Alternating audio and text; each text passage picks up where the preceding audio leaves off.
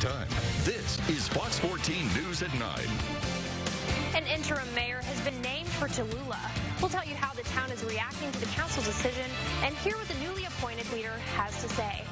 And a man swings a curved sword at someone in a tattoo shop. It's not a setup for a punchline. It actually happened. And we've got the video to prove it. Plus, the city of Baton Rouge is facing a wrongful death lawsuit. The update from today's court hearing as Alden Sterling's family seeks justice. Thank you for choosing Fox 14. I'm Sarah Scarlett. First on Fox, it's been a little more than 2 weeks since the sudden death of Mayor Paxton Branch. But tonight has turned the page for the city of Tallulah as council announced the new interim mayor, Gloria Hayden. Fox 14's Chelsea Jones was in on all the action and is back with how the town has reacted. Chelsea? Well, Sarah, it was a very intense meeting as city council members made a tough decision on who will run the city of Tallulah for the next year.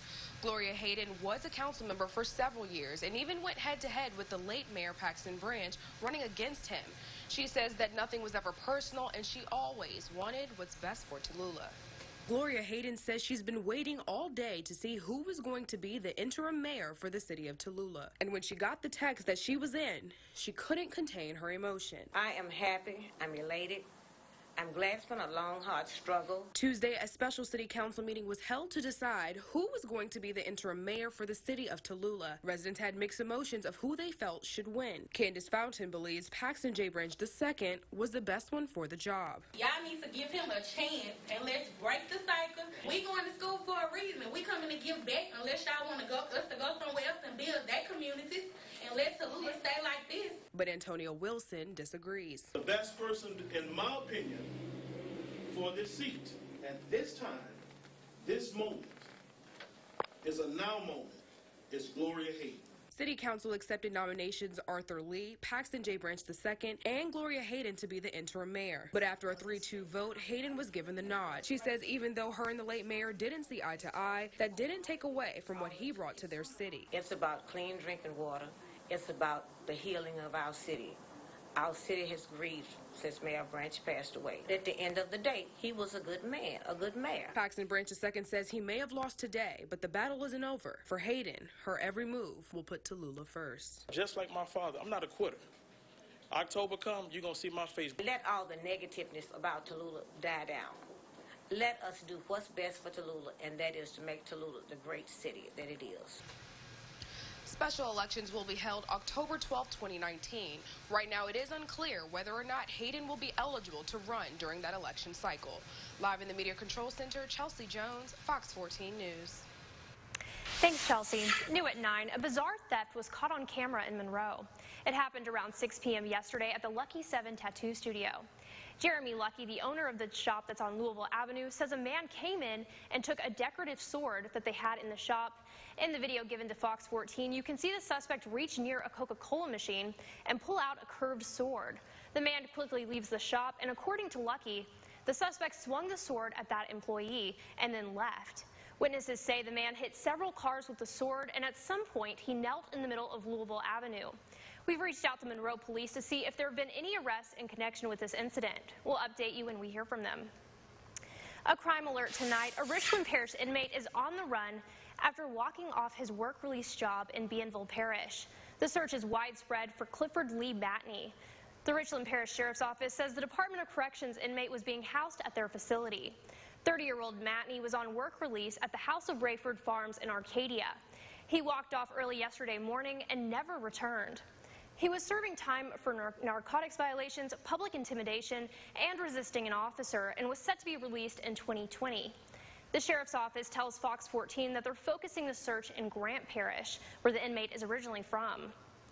That's the latest on this developing story, and we'll keep you updated as more information becomes available. A LaSalle Parish inmate says the devil tells him what to do. That's why he faces a new charge, setting his cell mattress on fire. 21-year-old Ulysses Garrido Zamudo is charged with 1 count of aggravated arson. The state fire marshal says Garrido Zamudo was in the isolation cell for disciplinary issues. That's when he set his mattress on fire and refused to leave his cell. He was taken to the hospital for smoke inhalation, and investigators say that he admitted setting the fire after becoming upset over a family situation. We now know when a Baton Rouge judge plans to start trial for the family of Alton Sterling suing for wrongful death. It's more than a year away, but family's attorneys are giving a preview of the case they'd like to lodge. Harrison Golden shows us new information about the officer who fired the deadly shots. If attorneys for Alton Sterling's 5 children begin their civil trial as scheduled April 20th of 2020, they'll show the court internal BRPD emails like this one. A firearms training commander calling Officer Blaine Salamone, quote, borderline nuts after a July 2015 fight inside a firing range. And 1 year later, this borderline nuts, using the language of BRPD, officer shot and killed Alton Sterling. Sterling family attorneys claim that gun range fight was a red flag, arguing the BRPD ignored it. They didn't take his gun. Officer Salamone was not well trained. You can run into an officer that has been called borderline nuts by his own department, and you can end up in the same position as Alton Sterling. Come on, shoot your Salamone shot Sterling 6 times in the July 2016 struggle outside the Triple S Food Mart. He was ultimately fired for it in March, though he faces no criminal charges. The civil lawsuit, though, spreads far beyond Salamone, accusing the department and city of gross negligence and recklessness. This was not just the act of a rogue cop, Blaine Salamone.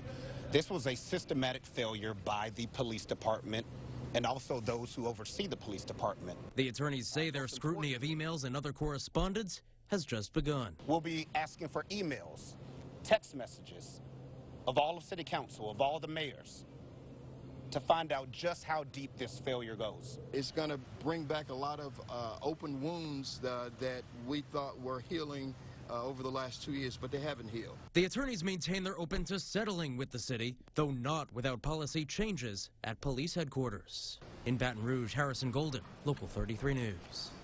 The city of Baton Rouge has not commented on the attorneys' claims that were made today. While ULM is one step closer to its own medical school, ground has broken for the Edward Via College of Medicine, or VCOM. It's the last phase in a 3-step process that Louisiana requires to legitimize the partnership between ULM and the new med school. ULM President Dr. Nick Bruno says he's excited about what this new partnership means for the school. While this is not part of ULM, the partnership with VCOM certainly enhances that. That means students will come to ULM pursuing degrees. They'll participate on our campus. They'll be part of our campus student body. VCOM is seeking its national accreditation, and if that goes as planned, the 4-story, 100,000 square foot building could open its doors to its first class as early as fall of 2020. If you'd like to become a nurse, you'll have a new option for training. Tomorrow, Louisiana Delta Community College and Northwestern State University in Natchitoches will sign a preliminary partnership agreement. Nursing students could spend 2 years at Delta, get an Associate of Science in Nursing, and all their credit hours would transfer to Northwestern State, where they would finish a Bachelor of Science in Nursing. Tomorrow, Fox 14 will be there as they open up. Coming up after the break, Jared will have a look at your forecast and also a parish divided over the best way to help its students. It's a classic case of candidates in conflict. We'll have more on school board member hopefuls in Morehouse Parish. And Supreme Court nominee Brett Kavanaugh faces a newly scheduled Senate Judiciary Committee hearing. What to expect, what's at stake, that and more is up next on Fox 14 News at 9. News sponsored by Calhoun Grocery, your